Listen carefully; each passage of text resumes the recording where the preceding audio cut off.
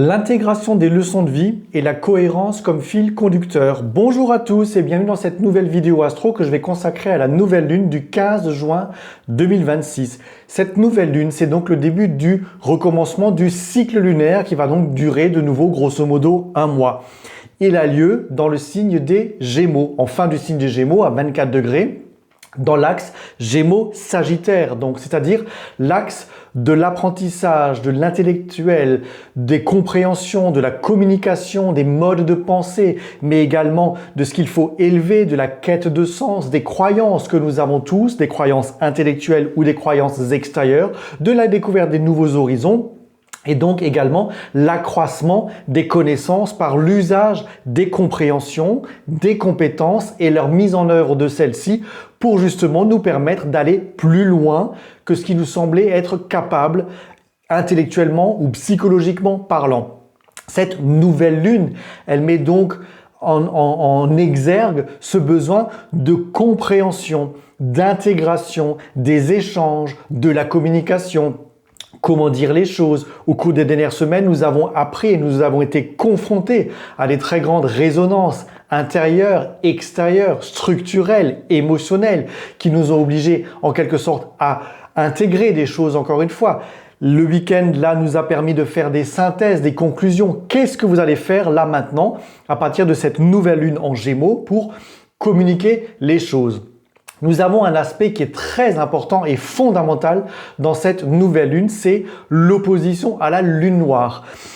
Théoriquement, elle nous montre ou elle éclaire ce qui est présent puisque la lune vient refléter la lumière du soleil. Or, là, nous avons une nouvelle lune, c'est-à-dire que c'est une lune qui n'est pas éclairée, elle est dos au soleil en quelque sorte, donc nous du point de vue de la Terre, on ne la voit pas.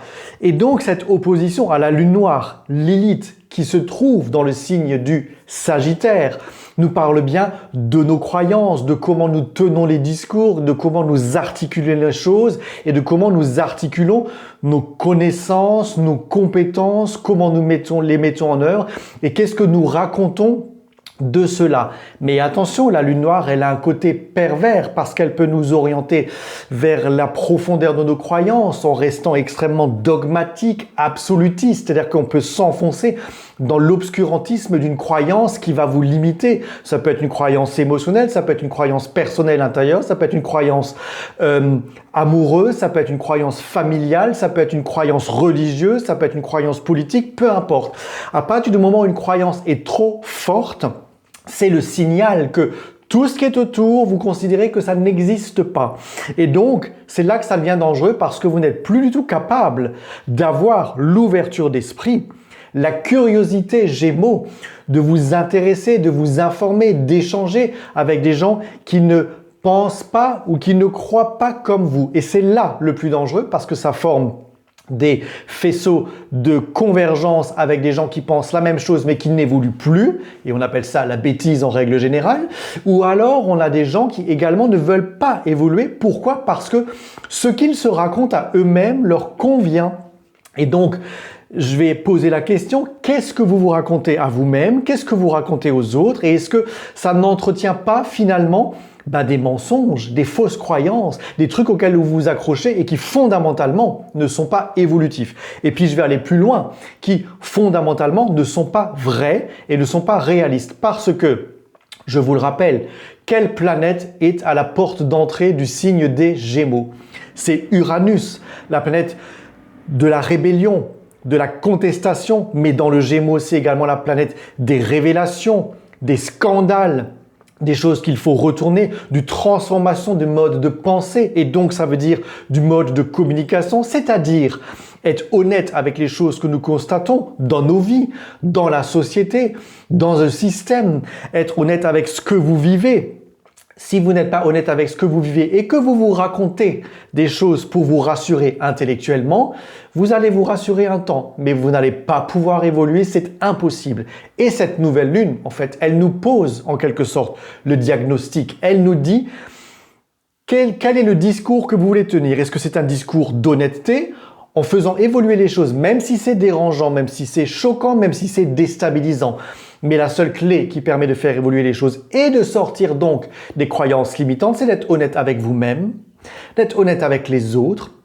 Et par là même, vous serez capable de faire évoluer les choses et d'aiguiller votre système existentiel vers une création, vers une expression de vous, vers une volonté de mouvement, de mise en avant de vos connaissances, de vos compétences qui va être importante. Et donc, c'est bien ça qui est remué par le transit d'Uranus dans le signe du Gémeaux. Et cette nouvelle lune, elle nous parle de ça, même si elle a la fin du Gémeaux, mais l'impulsion de cette planète géante qu'est Uranus, elle est énorme dans tout le signe des Gémeaux.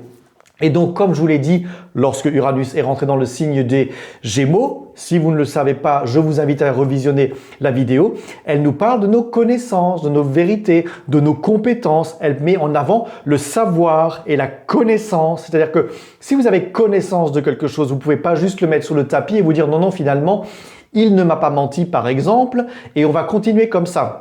Ou non, là, je vais continuer dans cette voie-là parce que j'ai besoin d'y croire et je vais aller jusqu'au bout et puis je vais m'écorcher les genoux et puis jusqu'à bien saigner parce que c'est comme ça que ça se passe. Non, vous avez le droit de révolutionner des choses, de faire autrement, de réaiguiller les compréhensions que vous avez en accord avec votre vérité intérieure et ce que vous savez.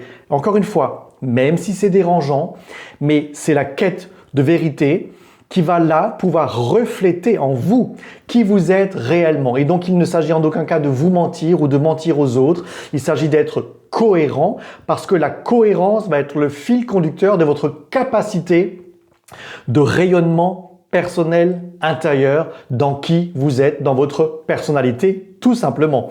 En plus, Mercure, le maître des Gémeaux dans lequel se déroule cette lune, est en Cancer et il est en Cancer longtemps et en plus il va rétrograder en Cancer et il va seulement le quitter le 9 août, c'est-à-dire que nous sommes là présentement à cette nouvelle lune avec un Mercure qui est direct en Cancer qui vient donc creuser à l'intérieur de vous des consciences, des prises de conscience, des connaissances, avec une résonance sensible, avec une résonance émotionnelle au cœur, dans un besoin de vérité intérieure, dans un besoin de vérité fondamentale dans une famille, dans une nation, dans vos émotions, dans l'amour que vous partagez, dans l'instinct de protection que vous pouvez apporter à vous-même ou aux autres. Mais attention, ça peut également donner de la tristesse, une forme de mélancolie parce qu'on revient sur certaines choses qui nous ont causé justement de la tristesse, du tort, des frustrations et on peut les cultiver. Donc ne cultivez pas ça. Faites-en un constat